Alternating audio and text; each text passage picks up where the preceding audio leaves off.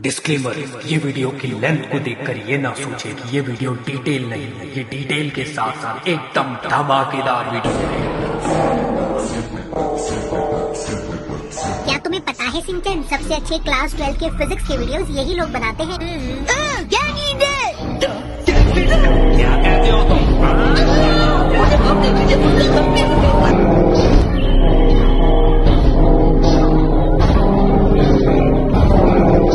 Hello everyone, welcome my channel. तो कैसे आप सभी लोग। तो गैंग लीडर सीरीज में आप सभी लोग का बहुत बहुत स्वागत है। आज हम लोग कवर अप करने वाले हैं हमारे फिजिक्स का चैप्टर नंबर 5, जो कि रहने वाला है मैग्नेटिज्म एंड मैटर। तो जो चीज आज हम लोग पढ़ने वाले हैं वो 2024-2025 के सिलेबस के अकॉर्डिंग रहेगी। दैट मींस न्यू सिलेबस के अकॉर्डिंग आप लोग को सभी चीजें देखने को मिलने वाली। इस वीडियो में हम लोग डिटेल में इस चैप्टर को कवर अप करेंगे। तो आप लोग से बस एक अपने एंड से एक छोटा सा रिक्वेस्ट है कि वीडियो को पूरा ईमानदारी से देखना है, और वीडियो को जब आप लोग देख लो उसके बाद आप लोग को घर बैठकर ढेर सारे क्वेश्चंस प्रैक्टिस कर लेना। अगर आपने इतना कर लिए तो आप लोग के एग्जामिनेशन में बहुत अच्छे नंबर स्कोर होने से कोई नहीं रोक सकता। अब आप कहोगे कि भैया क्वेश्चन प्रैक्टिस कहां से करें, तो मैं आप लोग को बताना चाहता हूं, अगर आप लोग क्वेश्चन प्रैक्टिस करना चाहते हो तो एक अच्छा सा क्वेश्चन बैंक परचेज कर लो, जिसके साथ आप अपनी फिजिक्स की प्रिपरेशन घर बैठे बेस्ट कर पाओ। और अगर आप लोग मुझसे पूछते हैं कि कौन सा बेस्ट क्वेश्चन बैंक रहेगा आपकी फिजिक्स की प्रिपरेशन के लिए, तो वो रहने वाला है ओसवाल गुरुकुल का मोस्ट लाइकली क्वेश्चन बैंक, जिसके अंदर आप लोग को 2024-2025 के एग्जामिनेशन के अकॉर्डिंग सभी वैरायटी के क्वेश्चंस अवेलेबल है। इसमें आप लोग को assertion, reasoning, case study, MCQs ये सब भी इंक्लूड करके दिए गए हैं, और सभी के सभी चीजें आंसर्स के साथ है। दैट मींस ये बुक आप लोग की प्रिपरेशन के लिए बहुत ज्यादा बेस्ट होने वाली। तो इस बुक को आप परचेज कर सकते हो और बोर्ड्स की प्रिपरेशन में अपना साथी बना सकते हो। स्पेशल 5% ऑफ की लिंक इस बुक की मैं डिस्क्रिप्शन में डाल दे रहा हूं। वहां से जाके आप लोग इस बुक को घर बैठे ऑर्डर कर पाओगे और घर बैठे one of the best preparation कर पाएंगे। और हाँ भाई, चैनल में आगे बढ़ने से पहले चैनल को सब्सक्राइब कर लेना, क्योंकि तुम्हारे भैया प्यारा कंटेंट इस चैनल पे हमेशा आप लोग के लिए लेकर आते रहेंगे। तो चलिए स्टार्ट करते हैं आज के इस चैप्टर को। तो जैसे कि आप सभी लोग जानते हो, ये चैप्टर में एक काफी इंपॉर्टेंट टॉपिक है, जिसी के ऊपर पूरा का पूरा चैप्टर है कि आखिर मैग्नेट क्या होता है। तो मैग्नेट एक ऐसे टाइप का मटेरियल है जो एक्चुअल में मैग्नेटिक फील्ड प्रोड्यूस करता है अपने अराउंड पे, और जो मैग्नेटिक फील्ड लाइन से वो कैसे निकलती है मुझे कमेंट बॉक्स में बताओ, पॉज करके अभी जल्दी जल्दी जल्दी। तो मेरे ख्याल से तुम लोगों ने बता दिए होंगे। मैग्नेटिक फील्ड लाइन निकलती है नॉर्थ से साउथ में जाती है, फिर साउथ से नॉर्थ में जाती है। यहाँ पे इलेक्ट्रोस्टैटिक के अंदर जैसे आप लोगों ने देखे थे कि जो चार्जेस थे उनकी जो फील्ड थी वो पॉजिटिव से निकल के नेगेटिव में जाके टर्मिनेट हो रही थी, लेकिन यहाँ पे ऐसा नहीं है। यहाँ पे क्लोज लूप फॉर्म करते हुए चलती है मैग्नेटिक फील्ड लाइंस एक मैग्नेट के अंदर। अब बाहर निकल के आती है भाई कि भैया कितने टाइप के मैग्नेट होते हैं। तो मैग्नेट जो है ना वो दो टाइप के होते हैं। एक तो होता है नेचुरल मैग्नेट, जो कि नेचुरली फाउंड होता है, लेकिन उसकी जो मैग्नेटिक फील्ड है या उसकी जो मैग्नेटिक स्ट्रेंथ है वो ना थोड़ी सी कमजोर रहती है, क्लियर है, as compare to artificial magnet के।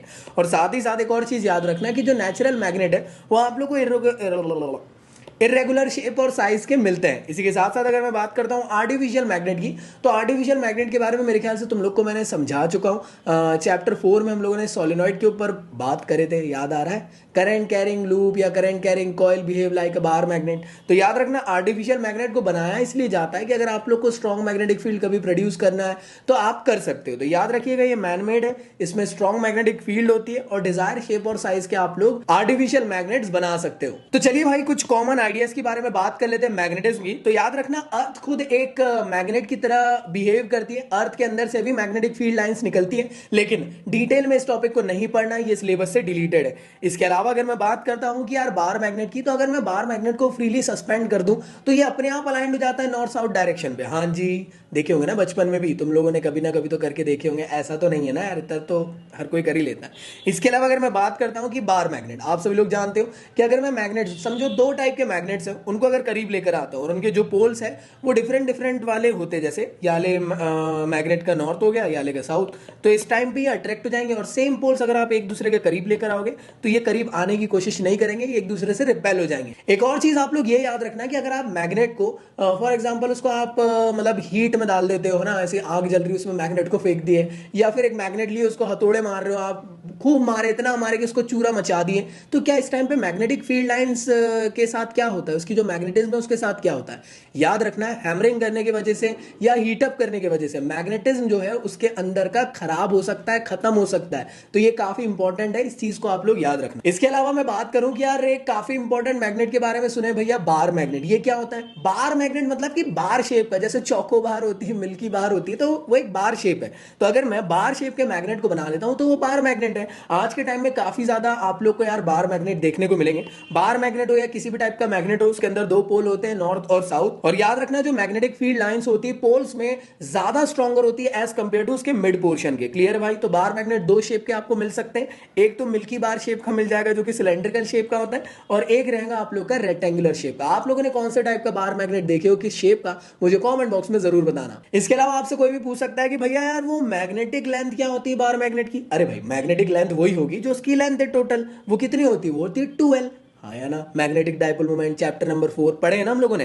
तो याद रखिएगा distance between the two pole of the bar magnet that is called as magnetic length. और साउथ से लेकर नॉर्थ तक के हम लोग इसकी डायरेक्शन को मेजर करते हैं और वो कितनी होती है? 2L होती है। इसी के साथ साथ मैग्नेटिक लेंथ को इफेक्टिव लेंथ के नाम से भी जाना जाता है। और जो इफेक्टिव लेंथ है वो लेस देन होती है ज्योमेट्रिकल लेंथ के। ज्योमेट्रिकल लेंथ मतलब क्या? देखो टोटल जो पूरी लेंथ है ना इस बार मैग्नेट की वो, लेकिन मैं मान रहा हूं कि ये देखो अंदर से यहां से नॉर्थ से लेकर साउथ तक की जो डायरेक्ट मतलब डिस्टेंस है वो आप लोग की इफेक्टिव लेंथ है। ये फॉर्मूला याद कर लेना 5/6 LG which is equal to LE, that means effective length. Clear दोस्तों? इफेक्टिव लेंथ का फॉर्मूला है, गलती से कभी न्यूमेरिकल आ गया तो बन जाना चाहिए। इसके अलावा आप में से काफी सारे लोग एक क्वेश्चन पूछ सकते हैं कि भैया मोनोपोल एग्जिस्ट करते हैं क्या? याद रखिएगा मोनोपोल्स का मतलब मैं ये समझाना चाह रहा हूं, जैसे आपको याद होगा या तो चार्जेस साथ में रह सकते हैं या तो चार्जेस अकेले भी रह सकते हैं। लेकिन अगर मैं बात करता हूं कि मैग्नेट के अंदर पोल्स की, कि मैंने मैग्नेट को बीच से तोड़ा, नॉर्थ पोल एक तरफ हो गया, साउथ पोल एक तरफ हो गया, ऐसा कभी नहीं होता है। कभी भी मोनोपोल सिंगल पोल्स एग्जिस्ट नहीं करते हैं। जब भी आप लोग मैग्नेट को जितना ज्यादा ब्रेक डाउन करते जाओगे उतने ज्यादा यहां पे नए पोल्स एग्जिस्ट होते जाएंगे। तो फॉर एग्जांपल ये एक बार मैग्नेट है नॉर्थ साउथ, इसको मैंने 3 टुकड़े में तोड़ दिया, तो आप ऑब्जर्व कर रहे हो कि तीनों टुकड़े के अंदर आप लोग को नॉर्थ साउथ पोल्स आप लोग को यहां एग्जिस्ट करते हुए दिख रहे हैं। तो याद रखिएगा हमेशा पोल्स हमेशा आप लोग को पेयर्स में मिलते हैं। हाँ या ना? इसके अलावा अगला एक छोटा सा टॉपिक है वो है पोल स्ट्रेंथ। क्या होता है पोल स्ट्रेंथ? हम लोग स्मॉल m से डिनोट करते हैं। अगर आपको याद होगा मैग्नेटिक डाइपोल मोमेंट हम लोगों ने 4th चैप्टर में पढ़े थे, वहां पे हम लोगों ने डिफाइन करे थे कि मैग्नेटिक डाइपोल मोमेंट क्या होता है, स्मॉल m × 2L होता है। स्मॉल m क्या था? Pole strength. मतलब क्या?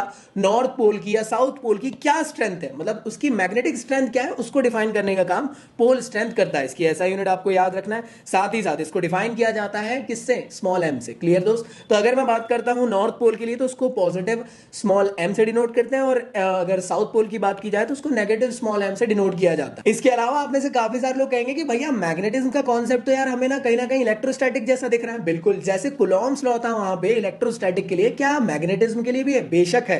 तो यहां पे हम लोग अब जानने वाले कूलॉम्स लॉ फॉर मैग्नेटिज्म। और याद रखिएगा जैसे वहां पे था ना, क्या था? F directly proportional to Q1 Q2 upon what? R का स्क्वायर। तो वहां पे चार्जेस थे, यहां पे कौन है? पोल्स है ना भाई। कौन से पोल? Pole strength. तो आप लोग को करना क्या है? चार्जेस को रिप्लेस कर देना है पोल स्ट्रेंथ से। तो जब आप चार्जेस को रिप्लेस कर दोगे पोल स्ट्रेंथ से तो फॉर्मूला बन जाएगा F directly proportional to M1 M2 upon R square. Clear दोस्तों यहां तक के? अब याद रखना एक चीज कि ये मास नहीं है, ये क्या है? मैग्नेटिक डाइपोल मूवमेंट है। जब आप प्रोपोर्शनैलिटी कांस्टेंट कूलॉम्स लॉ के इलेक्ट्रोस्टैटिक में हटा देते तो क्या आता था? 1/4 पाई एप्सिलॉन नॉट। और एप्सिलॉन नॉट क्या आता? कमेंट बॉक्स में बताओ। यहाँ पे प्रोपोर्शनैलिटी कांस्टेंट हटाने पे K आता है, और K की जो वैल्यू होती है वो होती है μ0/4 पाई। और याद रखना μ0/4 पाई की जो वैल्यू होती है वो होती है 10⁻⁻7 वेबर पर एम्पियर पर मीटर। क्लियर दोस्तों? तो इस चीज को याद रखना है। तो ये जो फॉर्मूला आप लोग का बन जाएगा ये बन जाएगा Coulomb's law for magnetic force. इसके अलावा अभी थोड़ी देर पहले ही बात कर रहे थे मैग्नेटिक डाइपोल मूवमेंट क्या होता है, बताने की जरूरत नहीं, चैप्टर 4 में पढ़ चुके हैं। Capital M which is equal to small m × 2L। Clear दोस्त? ये आप लोग को दिख रहा है एक मैग्नेटिक डाइपोल। क्लियर है भाई लोग? मैग्नेटिक डाइपोल क्या है कि एक स्मॉल मतलब वही ना, एक बार मैग्नेट है, उसके बीच की जो डिस्टेंस थी वो 2L थी, और साइड्स जो थे उसके क्या थे? पोल स्ट्रेंथ वो क्या थे? साउथ का था नेगेटिव m, नॉर्थ का था पॉजिटिव m। क्लियर दोस्तों? इसके बाद अगर मैं बात करूं अगला टॉपिक वो है मैग्नेटिक फील्ड लाइंस। तो मैग्नेटिक फील्ड लाइंस क्या होती है? जैसे इलेक्ट्रोस्टैटिक फील्ड लाइंस थी वैसी मैग्नेटिक फील्ड लाइंस है। मैग्नेटिक फील्ड लाइंस एक इमेजिनरी लाइंस होती है जो कि किसी भी मैग्नेट के अराउंड में बन सकती है। याद रखिएगा ये काफी इंपॉर्टेंट होती है क्योंकि इसी के वजह से कोई भी मेटल इन्फ्लुएंस हो सकता है मैग्नेट की तरफ। हाँ है ना? अरे मैग्नेट को किसी आयरन पीस के आजू बाजू रख दिया जाए तो आयरन पीस अपने आप अट्रैक्ट हो जाएंगे। क्यों? क्योंकि वो मैग्नेटिक फील्ड लाइंस के अंदर इन्फ्लुएंस हो गए। हाँ है ना भाई लोग? तो चलिए बात कर लेते हैं प्रॉपर्टीज की मैग्नेटिक फील्ड लाइंस की। तो सबसे पहली प्रॉपर्टी क्या होगी भाई कि यार मैग्नेटिक फील्ड लाइंस जो होती है वो एक कंटिन्यूअस क्लोज लूप फॉर्म करती है। याद रखना ये मैग्नेट के अंदर, सोलेनॉइड के अंदर, आर्टिफिशियल मैग्नेट के अंदर, सब के अंदर आप लोग को सेम फिनोमेना दिखेगा। इसी के साथ साथ जैसे इलेक्ट्रिक फील्ड के अंदर आप लोग देखे थे इलेक्ट्रिक फील्ड लाइन जाती थी और हम लोग इस पॉइंट के लिए पता करते थे कि भैया किस तरफ इलेक्ट्रिक फील्ड लाइन हो इस तरफ, तो सेम टू सेम टेंजेंट पर अगर हम लोग किसी भी पॉइंट पर अगर मैग्नेटिक फील्ड लाइन की वैल्यू निकाले तो आप लोग को इस फॉर्म में ही सेम टू सेम मिलेगी। याद रखना जैसे इलेक्ट्रोस्टैटिक फील्ड लाइंस थी ना, सेम बस वैसी मैग्नेटिक फील्ड लाइंस है, ज्यादा कंफ्यूज नहीं होना इन चीजों में। इसी के साथ साथ आप में से काफी सारे लोग कहेंगे कि भैया मैग्नेटिक फील्ड लाइंस कहां पे ज्यादा स्ट्रॉन्गर होती है, तो याद रखना जिस तरफ में पोल रहेगा, जहां पे ज्यादा मैग्नेटिक फील्ड लाइंस का मैग्नीट्यूड है,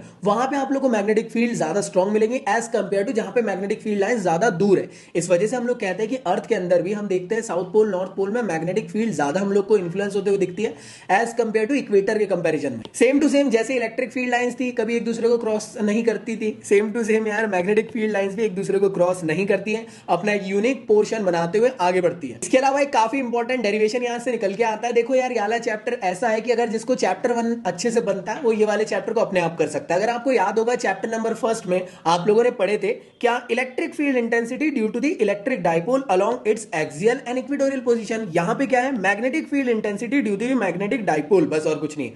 वहां पे जो ई था उसको रिप्लेस करके बी लिख देना है, वहां पे जो चार्जेस थे उसको रिप्लेस करके स्मॉल एम लिख देना है। समझ में आ रहा है ना मेरी बात, जो कैपिटल एम था मैग्नेटिक मूवमेंट यहां पे है, वहां पे क्या था, वहां पे पी था, तो ऐसे रिप्लेस करके आप अपने आप डेरिवेशन बना सकते हो। जैसे आप लोग देख पा रहे हो ये है एक मैग्नेटिक डाइपोल मूवमेंट, यहाँ पे आप लोग का साउथ पोल, यहाँ पे नॉर्थ पोल, दोनों के बीच बीच की डिस्टेंस एल एल हो गई, टोटल लेंथ 2L हो गई। सेंटर से लेकर जहां पे आप लोग को मैग्नेटिक फील्ड लाइंस निकालना है या मैग्नेटिक फील्ड स्ट्रेंथ निकालना है या मैग्नेटिक फील्ड की इंटेंसिटी निकालना है, वहां तक की जो डिस्टेंस है उसको आर दे दिया गया। अगर मुझे यहां से लेकर यहां तक के डिस्टेंस निकालना है तो मुझे आर में से एल को माइनस करना होगा, तो ये वैल्यू हो जाएगी आर माइनस एल।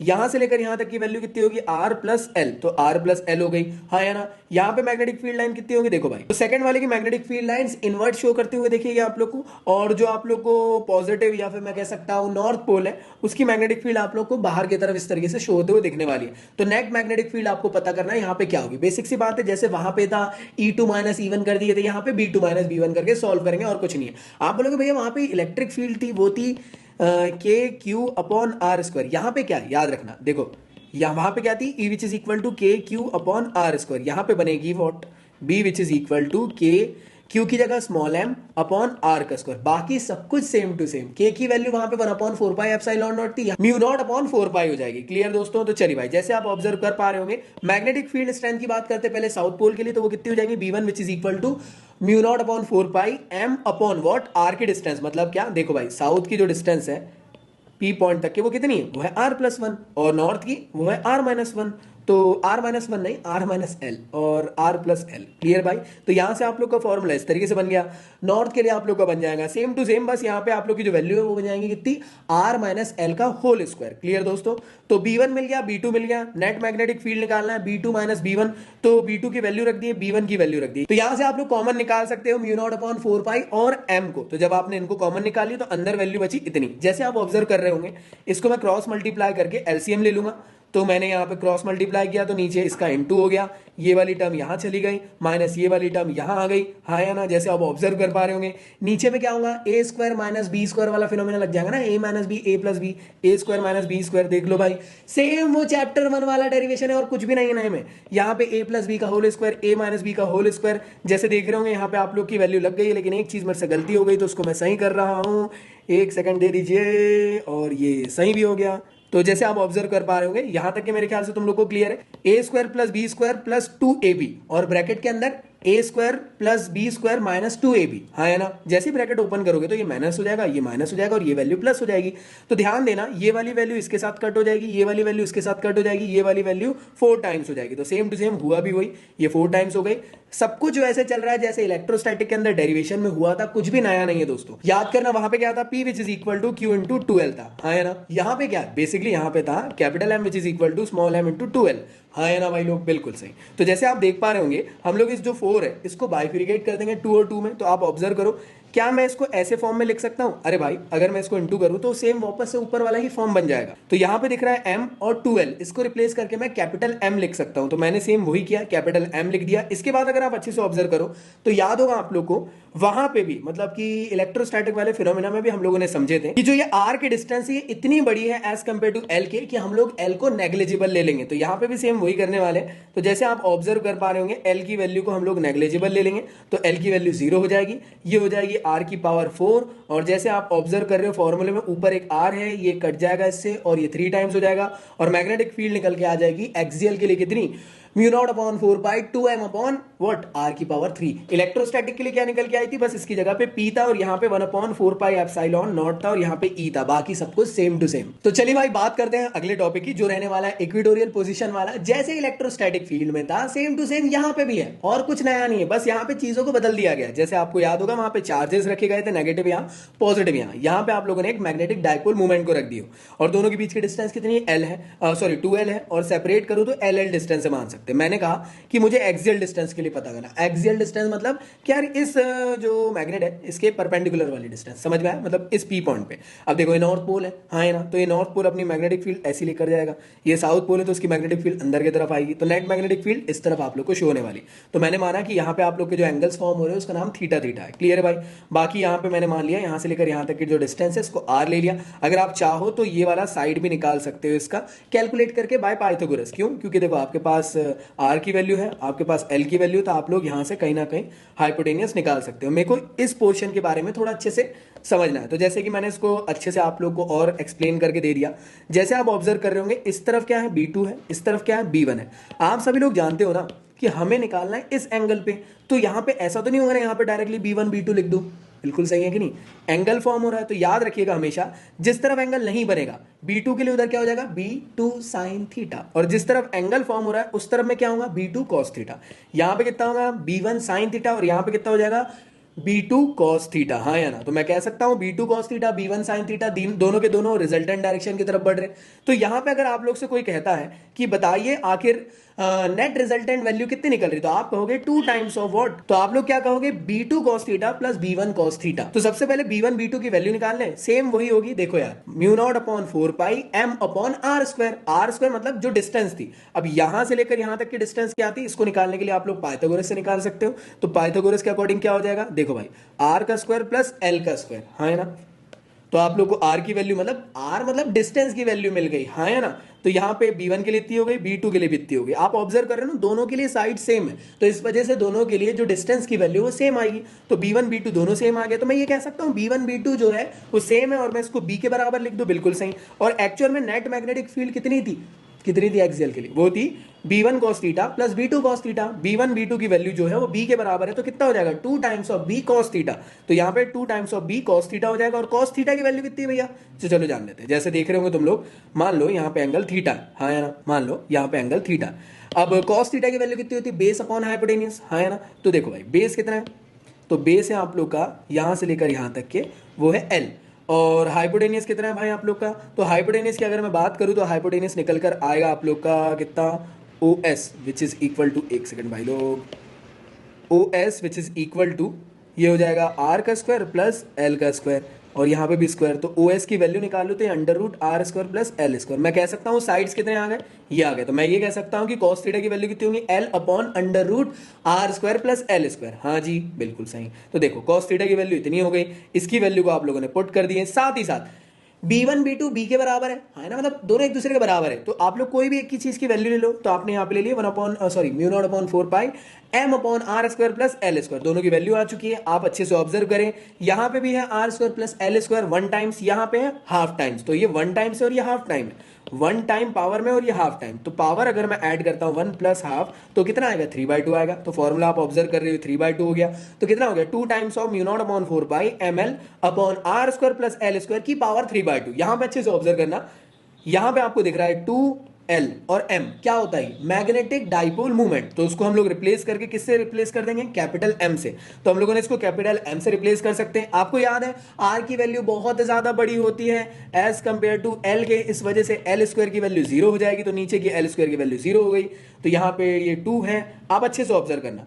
ये मैंने अभी यहाँ पे इसमें किया नहीं, इस वजह से यहाँ का यहाँ, अदरवाइज ये M ही कन्वर्ट होने वाला है। इसके बाद देख रहे होंगे R स्क्वायर प्लस 0 की पावर 3/2 है। तो ध्यान से ऑब्जर्व करना, ये तो 0 हो गया, तो ये r का स्क्वायर इंटू 3/2, तो 2 से 2 कट जाएगा, तो r की वैल्यू 3 हो गई। और ये जो वैल्यू थी आप लोग की, ये कैपिटल M बन जाएगा। तो फॉर्मूला बन जाएगा आप लोग का mu naught upon 4 pi capital M upon r की पावर 3। यहां तक के कितने लोगों को क्लियर है भाई। तो ऐसे करके आप लोग मैग्नेटिक फील्ड इंटेंसिटी निकाल सकते हो इक्वेटोरियल पोजीशन के लिए। इसके अलावा अगर मैं बात करता हूं नेक्स्ट टॉपिक की, torque on a magnetic dipole moment in a uniform magnetic field. जैसे वहां पे था आप लोगों ने टॉर्क निकाले थे एक इलेक्ट्रिक डायपोल में, जब आप लोगों ने उसको इलेक्ट्रिक फील्ड में रख दिए थे। सेम कॉन्सेप्ट है, मैं अभी भी समझा रहा हूं। जिसको पहला चैप्टर अच्छे से समझ में आया उसको ये 3 डेरिवेशन तो फुकट के बन गए। बस वहां पे चार्जेस की जगह रिप्लेस कर लेना है किससे, डायपोल से।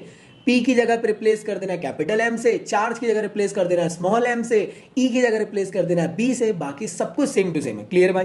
तो टॉर्क कैलकुलेट करने की हम बात कर रहे हैं। तो जैसे आप ऑब्जर्व कर रहे हैं यहाँ पे नॉर्थ पोल, यहाँ पे साउथ पोल, मैग्नेटिक फील्ड इस तरफ जा रही है, बिल्कुल सही। आपने एक डायपोल को प्लेस कर दी, बिल्कुल सही।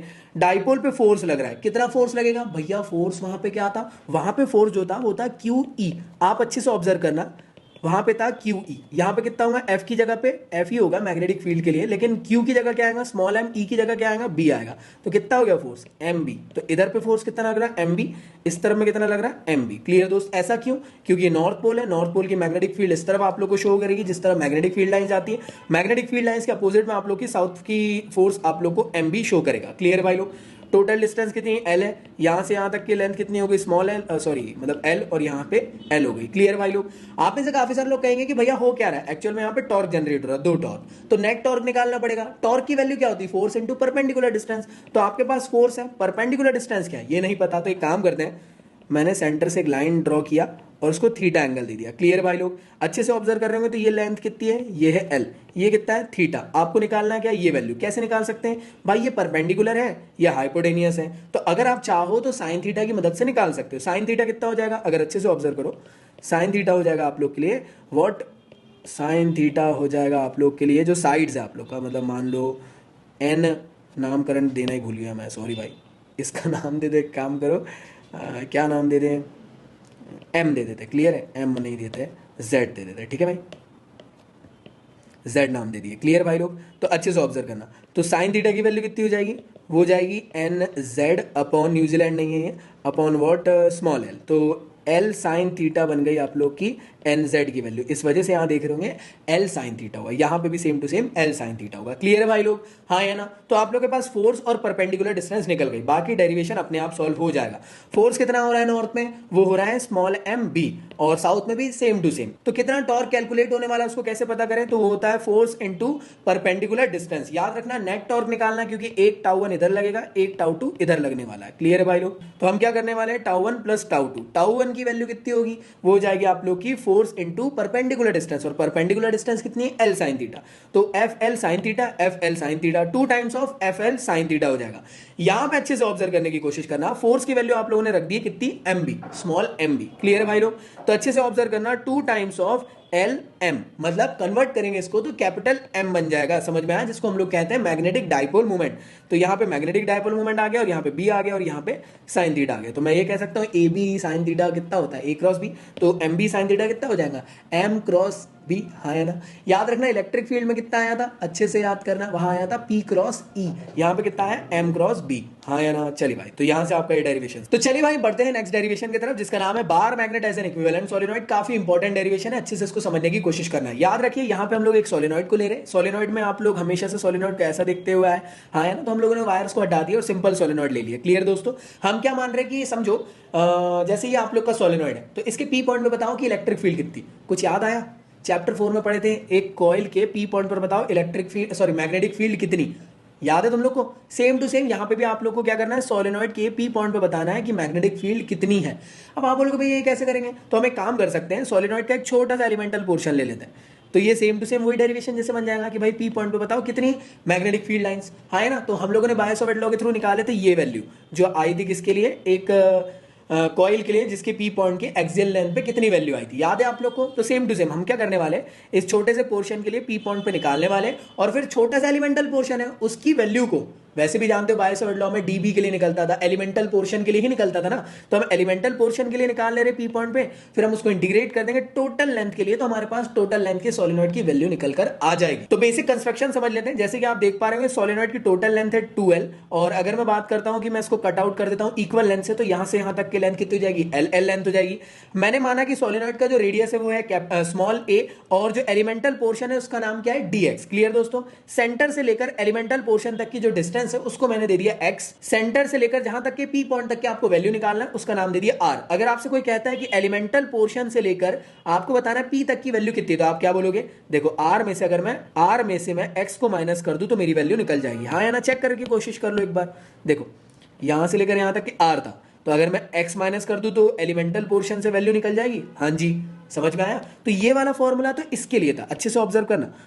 ये वाला फॉर्मूला तो इसके लिए था जहां पे हम लोगों ने इस फॉर्म में आप लोगों के लिए वैल्यू लिए थे। याद आ रहा है आप लोग को अच्छे से? बेसिकली हम लोग को इसके फॉर्म में इसको कन्वर्ट करना है, तो इस वजह से जो r की वैल्यू यहाँ पे वो क्या ले लेंगे, तो हमें इसके अकॉर्डिंग इसको कन्वर्ट करना है। तो वहां पे यहां से यहां तक की वैल्यू जो थी वो आप लोग की r थी, लेकिन यहाँ पे कितनी एलिमेंटल पोर्शन से यहां तक की r माइनस एक्स है। तो इस वजह से ये जो r है इसकी जगह पे हम लोग ले लेंगे क्या, एलिमेंटल पोर्शन के लिए r माइनस एक्स के अकॉर्डिंग, मतलब सिंपली इसकी जगह पे r माइनस एक्स रख दी। बाकी फॉर्मूला सबको सेम टू सेम।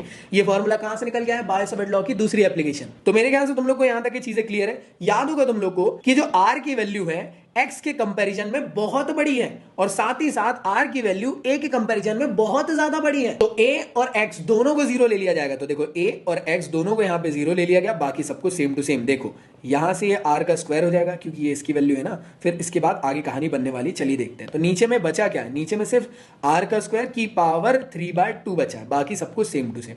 तो जैसे आप ऑब्जर्व कर पा रहे होंगे बाकी सबको सेम टू सेम है।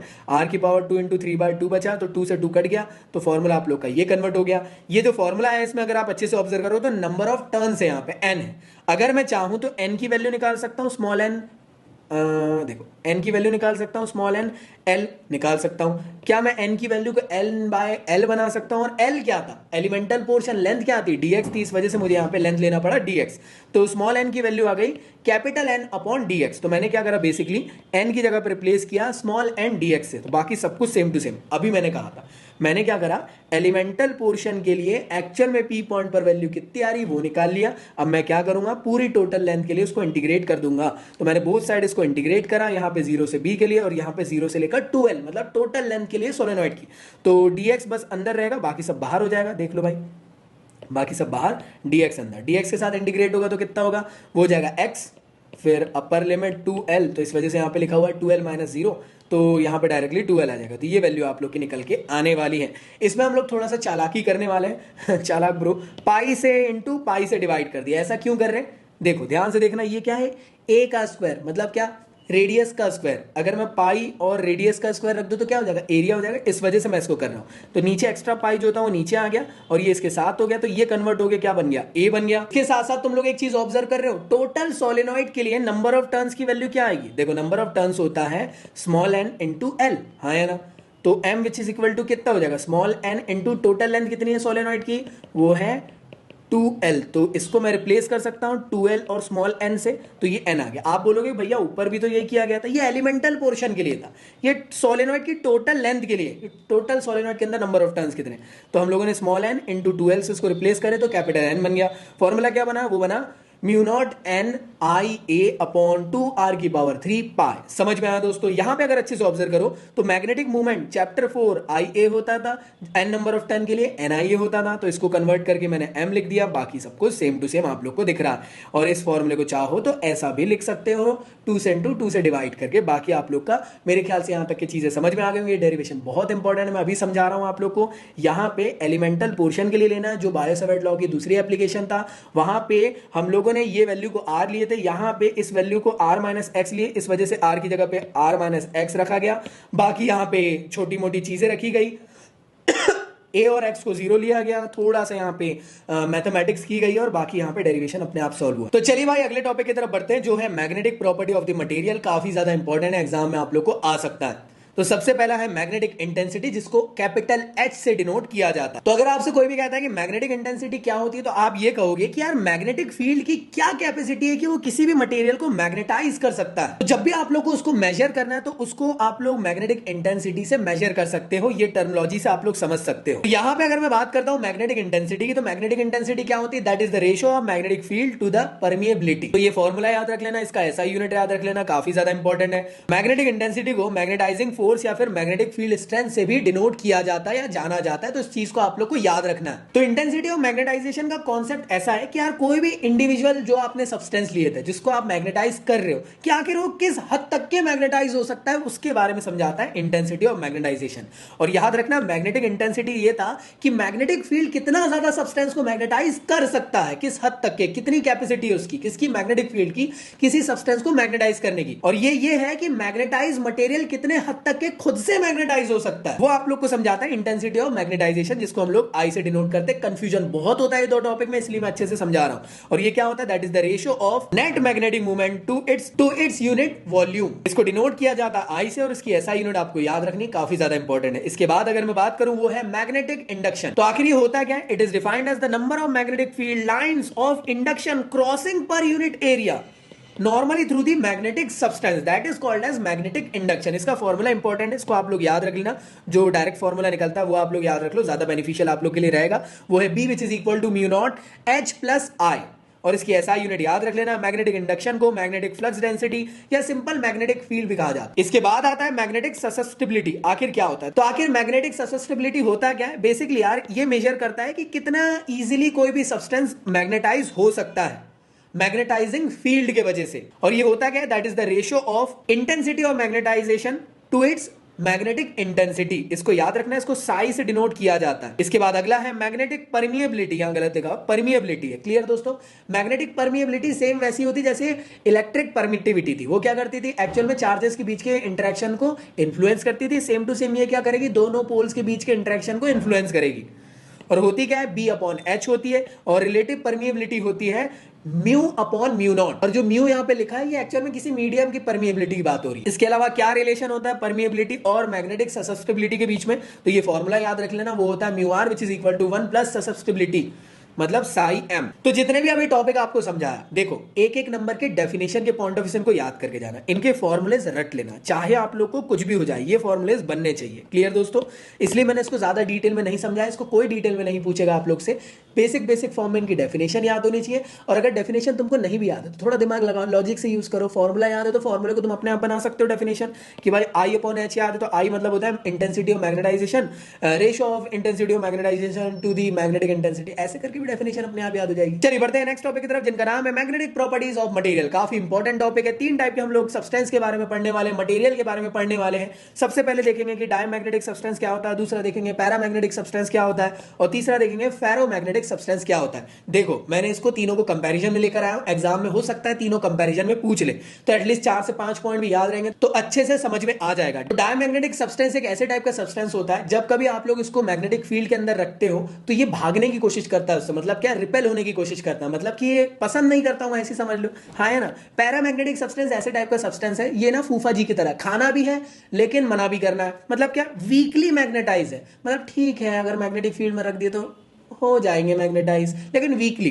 फेरोमैग्नेटिक मटेरियल की बात करें या सब्सटेंस की बात करें तो ये स्ट्रांगली मैग्नेटाइज सब्सटेंस है, मतलब अगर आपने इसको मैग्नेटिक फील्ड में रख दिए तो ये ज्यादा से ज्यादा मैग्नेटिक फील्ड लाइन को अपने अंदर लाने की कोशिश करेगा। समझ में आया, ये दूर फेंकने की कोशिश करता है मैग्नेटिक फील्ड लाइंस को। ये बोलता है ठीक है थोड़ा बहुत आ रहा है तो आ जाने दो, और ये कहता है कि भैया सारा हमारा है, कौन, मैग्नेटिक फील्ड। तो याद रखना इनको डायग्राम को आप लोग को एक्सप्लेन करके आना जरूरी है। जैसे आप लोग को दिख रहा है एंटीमनी का एग्जांपल डायमैग्नेट का, देखो मैग्नेटिक फील्ड लाइन से दूर जाने की कोशिश कर रही है, रिपेल होने की कोशिश कर रही है, किससे, डायमैग्नेटिक सब्सटेंस से। इसी के तरीके से अगर मैं बात करता हूं, एल्यूमिनियम एक पैरामैग्नेटिक सब्सटेंस है जो वीकली मैग्नेटाइजर, ठीक है भाई मैग्नेटिक फील्ड लाइन जा रही है तो इन्फ्लुएंस हो जाएंगे थोड़ा बहुत। अगर मैं बात करता हूं निकल की, जो कि एक पैरामैग्नेटिक मटेरियल है, तो जितनी भी मैग्नेटिक फील्ड लाइन जाएगी वो सभी इससे इन्फ्लुएंस होकर जाने वाली। क्या याद रखना, हमने सॉफ्ट आयरन कोर की बात बहुत बार की, अलग अलग टॉपिक के अंदर हमने गैल्वेनोमीटर में देखे थे, वहां पे यूज हुआ था। आखिर क्यों यूज किया जा रहा था उसको, एक्चुअल में इसलिए यूज किया जा रहा था क्योंकि सॉफ्ट आयरन कोर एक्चुअल में फेरोमैग्नेटिज्म सब्सटेंस की तरह बिहेव करता है, ज्यादा से ज्यादा मैग्नेटिक फील्ड लाइन को अपने अंदर एक्वायर करने की कोशिश करेगा। समझ में आया दोस्तों। तो ये रिपेल करने की कोशिश करता है, ये वीकली मैग्नेटाइज है और ये स्ट्रांगली मैग्नेटाइज है। तो चलिए बात कर लेते हैं डायमैग्नेटिक सब्सटेंस के बारे में। तो डायमैग्नेटिक सॉल्यूशन को लिया आपने और उसको यूट्यूब के अंदर डाल दिया, तो मान लो कि पहले तो वो इक्वल आप लोग को ऐसे शो कर रहा था, क्लियर है, यहाँ पे भी बराबर, यहाँ पे भी बराबर, सॉरी यहाँ पे भी बराबर, यहाँ पे बराबर। आपने क्या करें,